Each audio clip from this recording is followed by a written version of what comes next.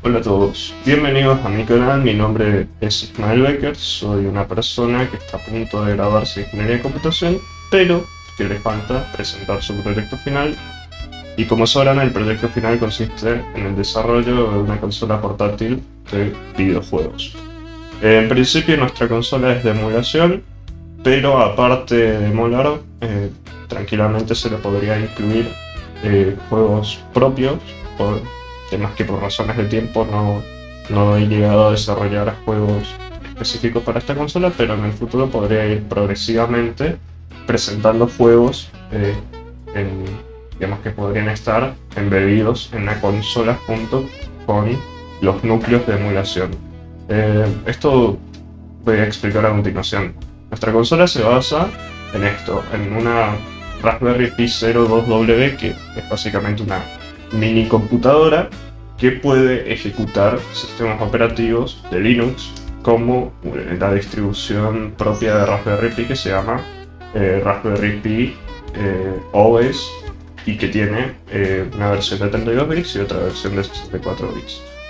Nosotros utilizamos la versión de 32 bits en particular y nada, lo que hacemos nosotros es aprovechar digamos el pequeño tamaño que tiene esto y su capacidad de ejecutar programas para Linux como por ejemplo RetroArch. RetroArch es básicamente un frontend que permite a las personas gestionar núcleos de emulación y juegos. Los juegos son denominados ROMs porque generalmente, o en la mayoría de los casos, los juegos son programas que se almacenaban en épocas clásicas en memorias de solo lectura que venían en los cartuchos de videojuegos de las consolas clásicas como NES, Super NES, Genesis, etc. Entonces de ahí cualquier imagen, por más que ya en el futuro se empezó a utilizar discos, CDs y DVDs y demás, cualquier imagen de estos discos ya también se le llama ROM, pero bueno, por más que sean archivos ISO y demás. Bueno, como les decía, RetroArch lo que hace es gestionar núcleos de emulación. Los núcleos están generalmente codificados en C o en C++ y son los que realizan la emulación efectiva de las consolas. De por sí, nosotros podríamos haber utilizado RetroArch como pilar principal de nuestro software, pero decidimos hacer un frontend propio para poder personalizar más la apariencia y para poder utilizarlo con fines comerciales. Creo que no habría problema en vender la consola solamente utilizando RetroArch, pero como queríamos darle un poco más de complejidad al proyecto, decidimos hacer nuestro propio frontend. El modelo 3D, que fue de las cosas que más tuve que esforzarme, porque nosotros en la carrera de Ingeniería en Computación en la Universidad Nacional de Misiones no vemos nada sobre diseño industrial, y entonces el modelado en 3D fue algo que me tuve que crear por mi cuenta, aprendiendo desde cero utilizando FreeCAD. Básicamente digamos, el diseño que hice es el que se está presentando a continuación en pantalla y es el resultado de haber estado 6 meses de forma intermitente, ¿no es cierto? Pero habiendo desarrollado más de 20 versiones distintas. Ahí está el resultado. No soy un especialista en FreeCAD, como se puede notar, pero es lo que pude hacer y hice mi mejor esfuerzo y creo que quedó bastante presentable. Bueno, eso imprimí en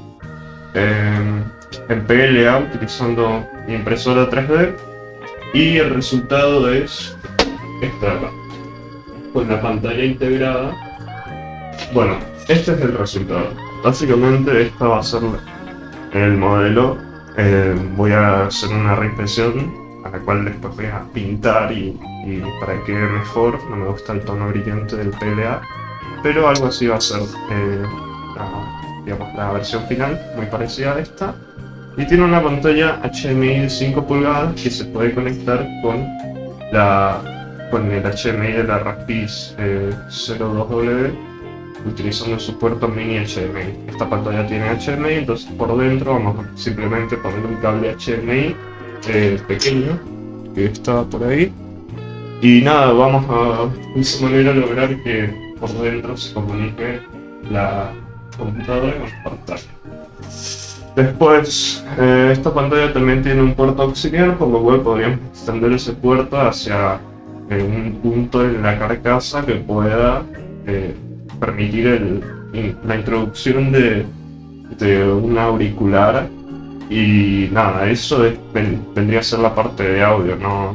Por cuestiones de dimensiones no vamos a poner por lo pronto un sistema de audio amplificado, solamente vamos a utilizar auriculares. Aunque habíamos evaluado, pero utilizar un módulo de amplificador clase de PAM 8043, algo así era el modelo. Pero no, finalmente desistimos porque estamos teniendo dificultades para introducir todo dentro de las tapas diseñadas. Y nada, por otra parte, digamos, eso es todo el proyecto.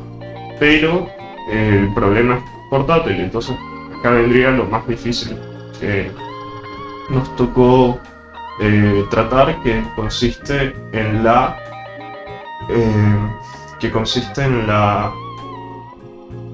implementación de un sistema de alimentación portátil. Utilizamos baterías recargables de notebook o de laptops, que son de 3,7 voltios y 4000 mAh.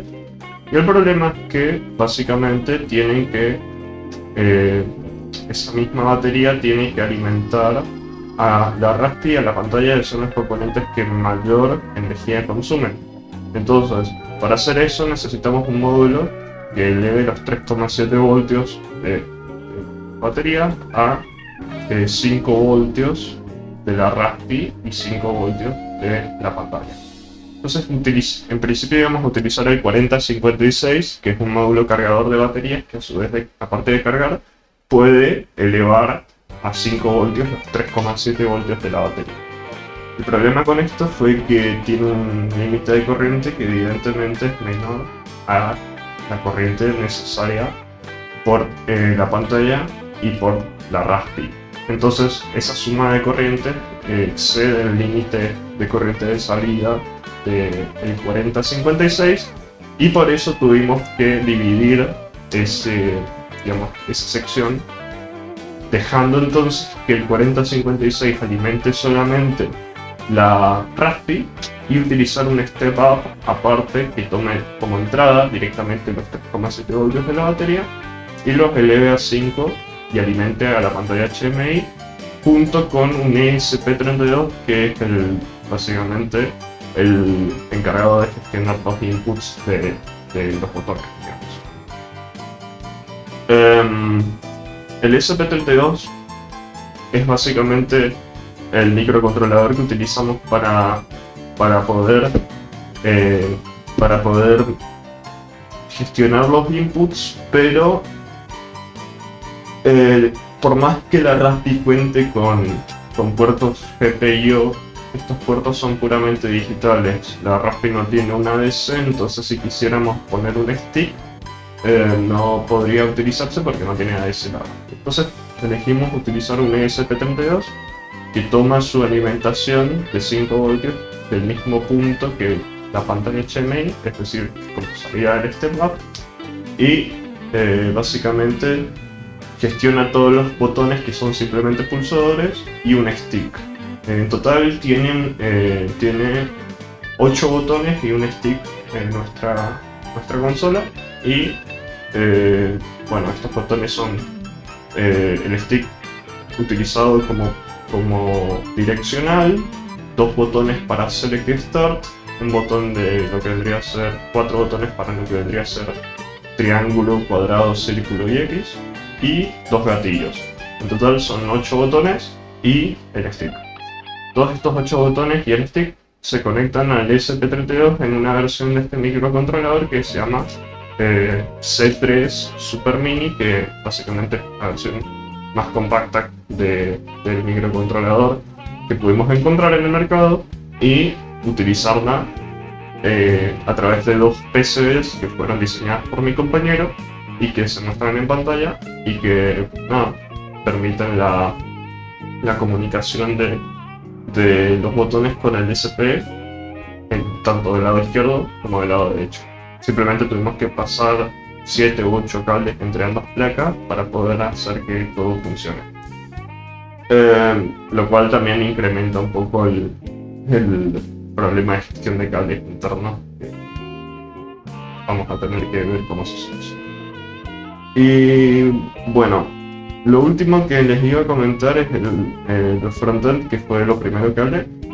Que el frontend lo que hace es, está escrito en C y básicamente gestiona las consolas y el contenido que tenga tu consola. La persona, como dije antes, podrá cargar su contenido propio en una consola a través de un servidor local que puedes iniciar en la consola portátil, y a través de cualquier otra computadora en tu casa vas a poder transferir tus propios juegos a la consola. Esto se hace entonces utilizando Flask y Python. Ese servidor local es invocado por el frontend desarrollado en C y se inicia entonces el servidor, a partir del cual, utilizando un navegador en otra computadora, como por ejemplo esta, yo podría transferir todos los juegos a mi Raspberry y que aparezcan en la consola portátil. Para esto la consola necesita tener internet. ¿Cómo se va a conectar a internet? Bueno, vamos a incluir en el propio frontend una función que permita conectarte a tu red Wi-Fi doméstica utilizando tu contraseña y tu SSID. De esa manera ingresas a través de un teclado virtual, cargas tu contraseña y usuario y puedes conectarte a tu red doméstica. Y bueno, ¿qué consolas vamos a emular? En principio son Super Nintendo, la NES, Genesis, PlayStation y Game Boy y Nintendo 64. Creo que esas son todas las consolas. A lo mejor me falta una versión de Game Boy, no sé si pusimos la Advance, pero son esas básicamente. Elegimos un número acotado de consolas para comenzar y aparte podríamos añadir juegos propios desarrollados con GameMaker y exportándolos para Ubuntu, y he visto que de esa manera puede correr tranquilamente en la Raspberry un juego de GameMaker, entonces lo podría desarrollar en el futuro. Y nada, esto fue todo el video de hoy, espero que les haya gustado y les mantendré al tanto de cómo continúa el desarrollo de mi proyecto para futuras actualizaciones. Mando un saludo a todos y